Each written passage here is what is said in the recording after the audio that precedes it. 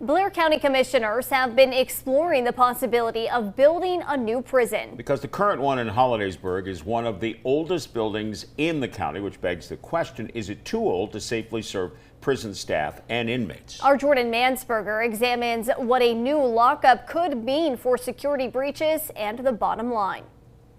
The Blair County Prison is one of the most architecturally unique buildings in Blair County. If you've driven through Hollidaysburg, it's kind of hard to miss. Well, it opened up 155 years ago, or about 4 years after the Civil War ended. They built them to look like a foreboding castle so that you walking down the street would look at that and say, oh my gosh, I don't want to end up in that awful looking place. Dr. Michael Farrow with the Blair County Historical Society says the original layout of the prison mirrored that of others at the time, with a layout similar to a wagon wheel. The design was to build a prison where the guard could stay in the middle and look down each of the spokes of the wheel. Prison in the 1800s focused a lot on hard labor and, much like ones of today, were overcrowded. But the old prison wasn't built even for 100, but they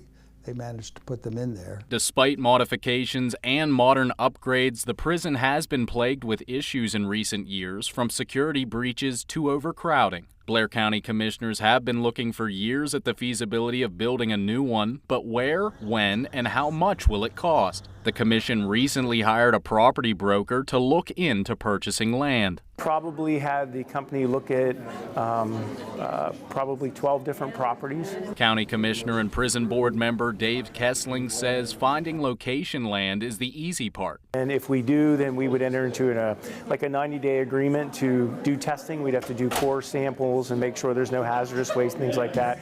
And if that passes, then we would look into buying the property. That means construction could still be years away. In the meantime, the warden is trying to manage an old facility, one that's often at full capacity or overcrowded.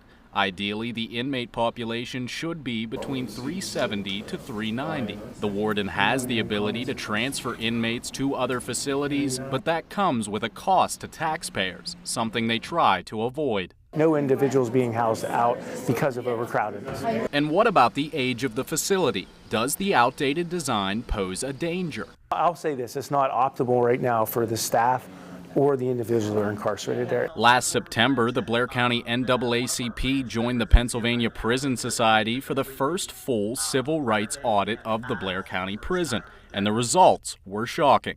Every single checkpoint was failed.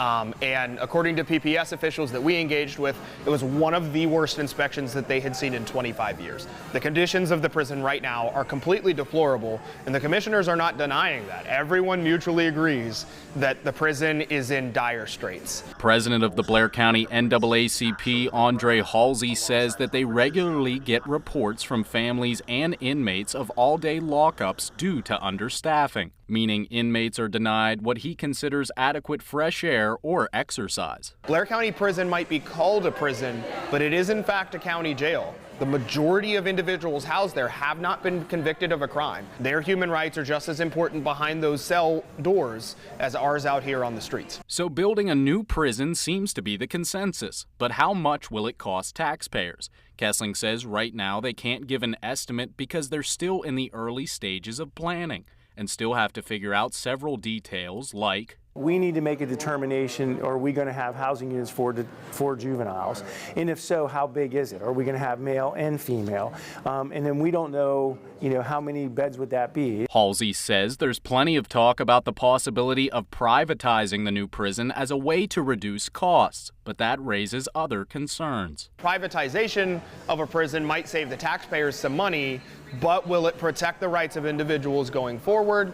I don't know. Reporting in Blair County, I'm Jordan Mansberger, WTAJ News.